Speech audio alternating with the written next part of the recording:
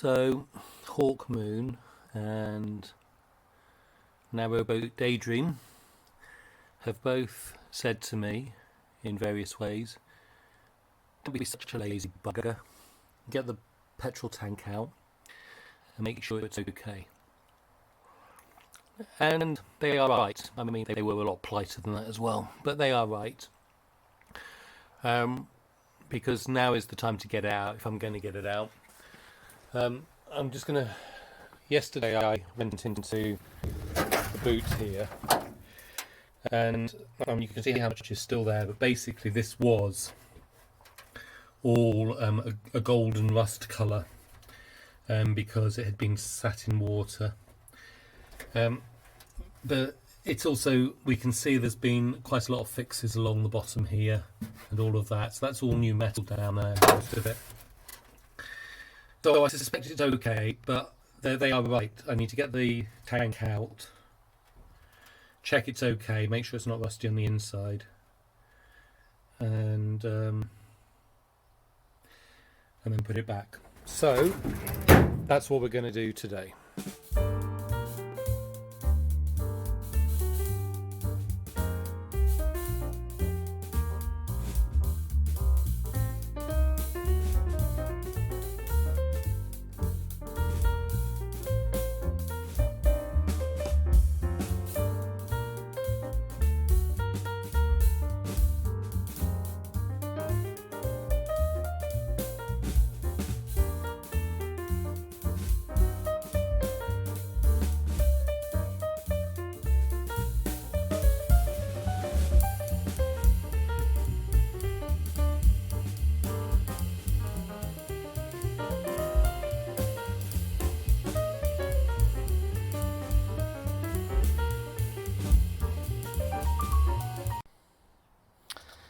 Sorry I couldn't video that, it was just not enough space.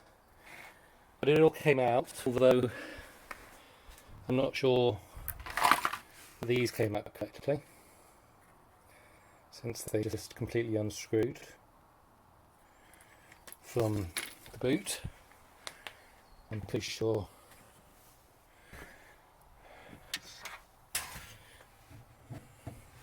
they should have stayed locked in there. The other two. Well, the other two clearly don't come all the way up into the boot, but you can see these two. So that might make it fun getting it back in. Okay, so we'll take this off and we'll see if we can have a look inside and see what it looks like. I was finding that I couldn't move it, so I haven't taken that off. I came up to the petrol gauge, or float. That slid off easily. I have pulled this as far as here and I can see that it's new. So you can see that is a new filter and float that's gone in at some point with a new seal there. Let's see if we can see in here. I'm going to try getting some more light on this. Right, here I am with more light. So, oh wow! Right, let's see. Can we see that? Yeah, that is that's a brand new petrol tank. Yeah, everything about that is absolutely crystal clean still. Oh, I don't know how much I've so busy looking in the video. So that is well, that's a nice surprise. Don't often get nice surprises in this. Yeah, that's a really nice surprise. So we will put it back together. Not my oil shells today. We've got bits of, I guess this is, you know, eventually rust showing through already because it's been sat so long. So I don't know if I should maybe throw a layer of hammerite or something on it, but this is sticky stuff, so this is probably a wax oil type product that's on there at the moment, and so I might be better off just waiting and doing that again.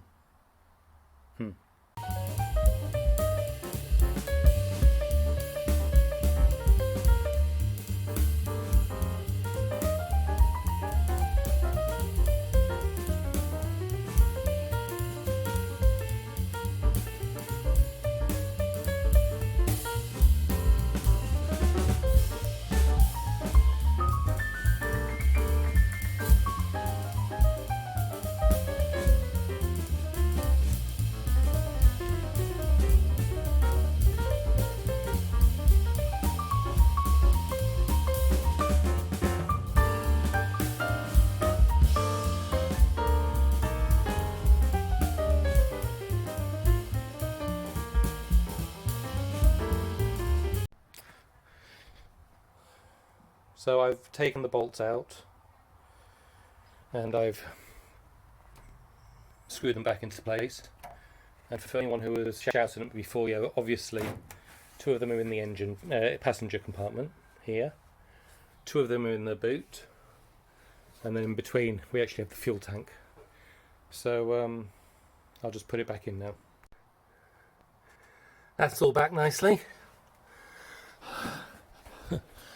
But that's not, and I've done it up so tightly I can't move it. So I'm going to loosen it all off and then readjust it so I can get this in place. That's back together now. And I don't know if you noticed, but I only took 2 screws out. I've now can put 3 in there, although I need a longer M5 to go in here, so it's an M5 screw that goes in there.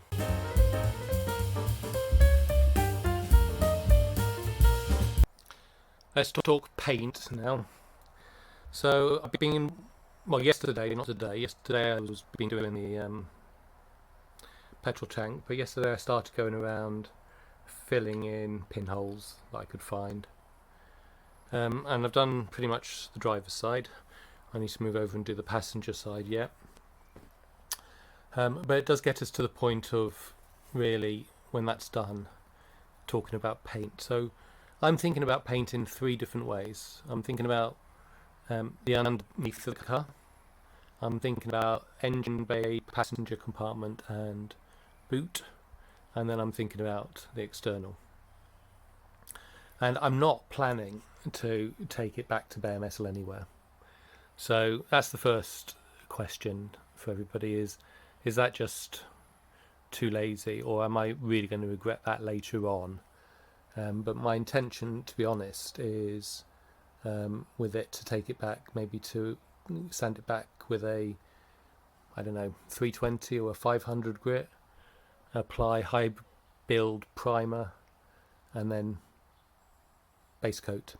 Obviously, having put on filler to try to get the body lines back first. So that's the first question. So underneath, my intention is to take a wire wheel just roughly along it, and then apply Hammerite direct to rust black paint everywhere that it ends up being exposed, and get a couple of layers of that on, and I'll do that with a brush just to get it covered really well, and then on top of that apply some sort of truck liner or something, you know, well, I don't know what it's, truck line is the word I think of, but there are some sort of soundproofing, quite thick materials that you put on, and I'm not thinking wax oil at this point, I'm thinking something else, so something like that. Then, so that's the plan for underneath. Then for the passenger cabin, the engine bay and the boot, I'm thinking of thinning Hammerite and applying that directly, effectively as a primer, so it's direct to rust, so I don't have to go along and get all of the rust out of this stuff, which we can see, and we will get 2 or 3 coats, maybe more, of direct to rust on there, but thinned by 20 to 30%, and so it's all black. Now I might just leave it as that or I might then put it the same colour as the base coat, I guess depending on how I feel it looks and stuff like that.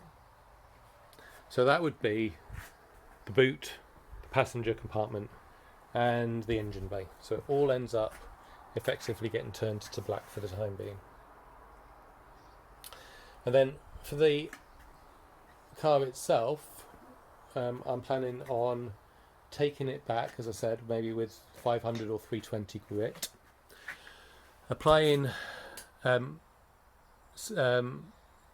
filler and getting the body lines as close to right as I can, and then go in with a base coat. And I'm thinking of going back to the green that used to be on this car, or what I think it is. So it's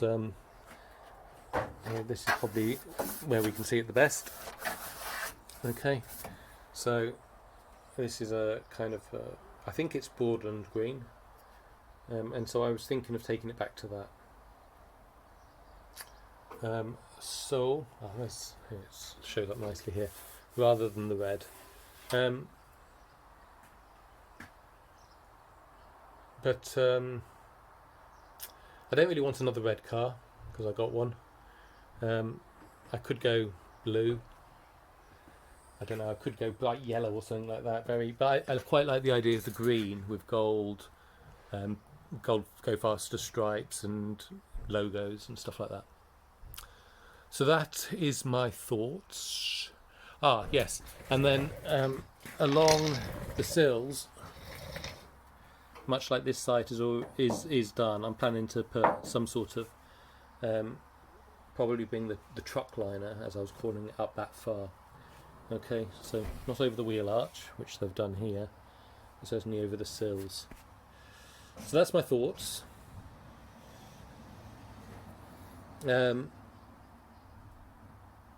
And it's trying to get a mixture of doing it right with keeping it manageable.